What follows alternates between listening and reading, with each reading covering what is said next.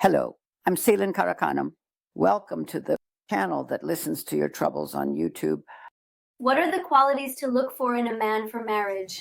No woman should ever tell me, honestly, Miss Selin, I didn't start this conversation to get married. No, all of us, including me, either hope for it or think, if I can get this, I'll be happy for the rest of my life. When we start talking about marriage, 2 + 2 = 4. Men say exactly this to their mothers. If the mother doesn't see that girl as a match for him, Mom, I'm just going to spend some fake time with her. I'm not thinking about marrying her at all.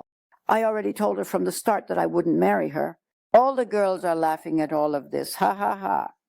They don't want to be a side dish in any way. Girls want to get married. Are you choosing a guy accordingly? No, you're not choosing. You see him and think, oh my God, how handsome, and you just dive in.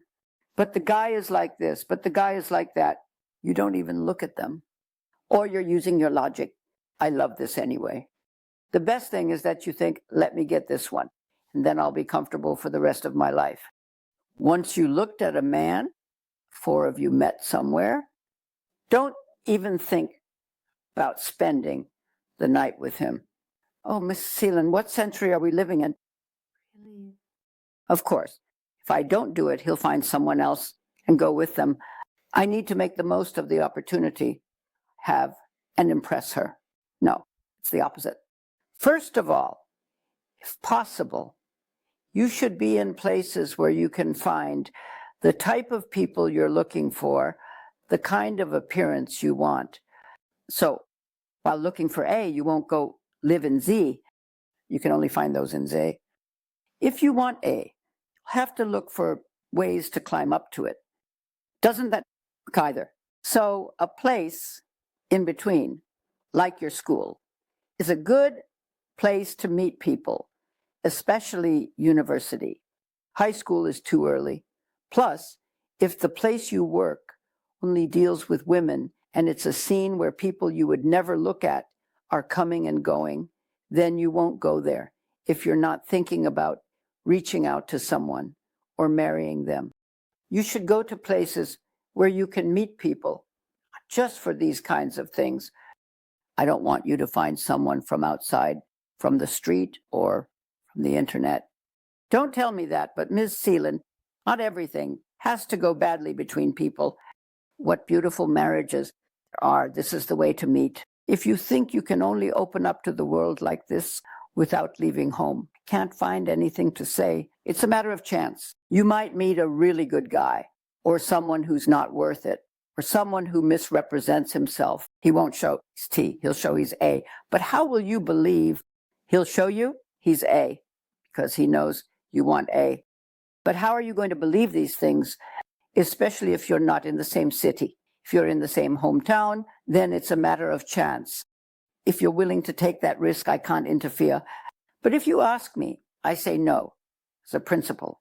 Also, start getting to know the people that the people you meet at these parties introduce you to, and then begin flirting after you've gotten to know them. In dating, I always say, never get too close too quickly. Wait, let at least 1 or 2 months, 3, 4 months pass. You should see what kind of person he is and what he isn't. And make sure that the verb to be is at distance you can reach out to. And first, I say, let your logic come. First, then let his sexual attraction take the spotlight. Instead of saying that perhaps a man's habits will improve later, we should break up immediately. If he's drinking, well, don't drink that much anyway. In the evenings, after a couple of weeks, having more than 21 drinks is basically what you call a drinker, according to the dictionary.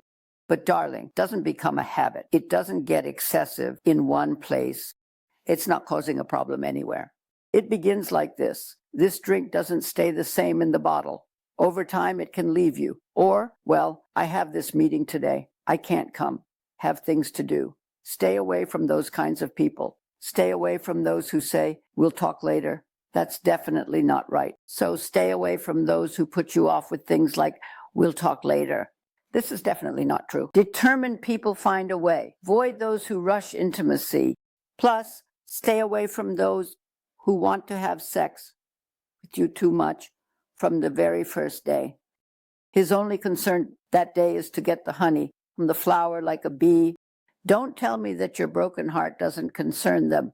But Sellin, if you don't go out on the first day, someone else will. Let them have it. Thank God they showed their true colors early on, so you won't have to deal with anything that will upset you later. You need to think of it this way, always wanting what they want, wanting to do what they want, telling you from the very beginning not to do this or that, showering you with compliments or not complimenting you at all. Stay away from those people, especially from the very start. Those who touch you, hold your hand right away, or put their hand on your shoulder under the guise of helping. Stay away from them too. Their intentions are clear. Men say that they probably don't hear anything from the very beginning. They say we're slowly progressing with those who keep the same rhythm as me. It's questionable whether he is progressing or not. If people are trying to understand the person in front of them slowly, being polite, and if they are scolding or speaking badly to those who are socioeconomically lower than them while you're around, or if they curse while driving, it means that one day they will curse at you too. Stay away from those who try to take you home right away. That's not true at all. Slowly over time. We should break up without even giving a chance at all, no matter how much our boyfriend or fiancé demonstrates his jealousy.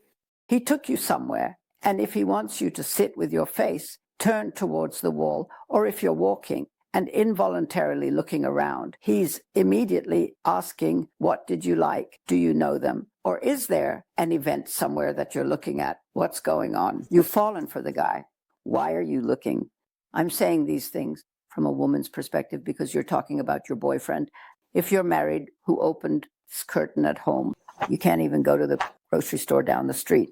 When you're just dating, he calls you every minute asking where you are, who you're with, and who's around you. It's the same for both women and men. This isn't jealousy. This is a disturbance. What happens next?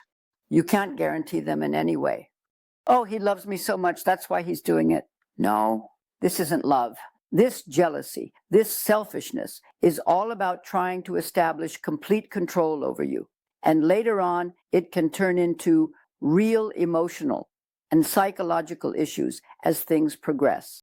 You wore that, you did this, cover those parts. Don't let that show. Why is he talking to you? Why is he sitting next to you? There's no limit. Stay away from people like that. You know how to manage yourself. If these guys are like this already, what will happen in the future?